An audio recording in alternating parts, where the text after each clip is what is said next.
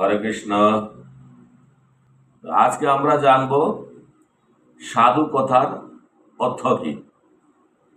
আরে সাধু কথাটা কোথায় থেকে এসছে? আমরা সাধু কথা না বলতে অন্য কিছু বলতে পারতাম কেন? যারা সমাজে ভালো কাজ করে তাদের সাধু বলি কেন?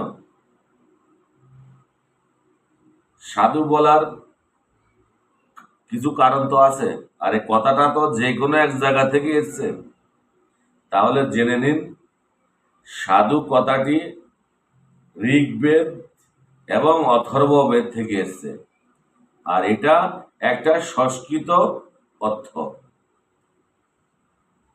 ক্লিয়ার? এবার সাধুর 10টা লক্ষণ আছে, বা সাধুর কথাটির অর্থই 10টা। যার ভিতরে সে 10টা জিনিস রয়েছে সেই সাধু, আর না হলে সে সাধু না। 10টা জিনিস যার ভিতরে রয়েছে সে সাধু। আরো আছে, 10টা জিনিস হচ্ছে মেন। তাহলে সেটা কি কি জিনিস? সেটা হলো ঋগ্বেদ ও অথর্ববেদ থেকেই সাধুকতার অর্থটি আমরা পাই।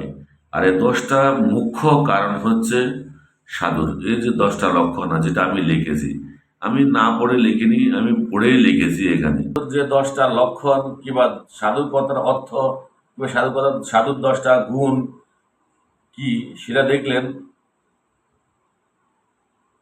যদি আমার কথায় যদি কোনো ভুল থাকে, আমার লেখাতে যদি কোনো ভুল থাকে, তাহলে আপনারা আমার কমেন্ট বক্সে অবশ্যই লিখে দেবেন। কিন্তু হ্যাঁ, আপনারা জেনে লিখবেন, পড়ে লিখবেন, তাহলে আমিও জানতে পারবো। আমি যতটুকু পড়ে দেখেছি, পড়ে জেনেছি, ততটুকু আমি আপনাদেরকে বলেছি।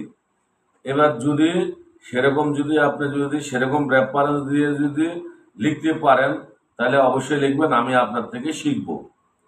তাহলে আজকের মতো এতটুকুই, কালকে আবার দেখা হবে। নমস্কার।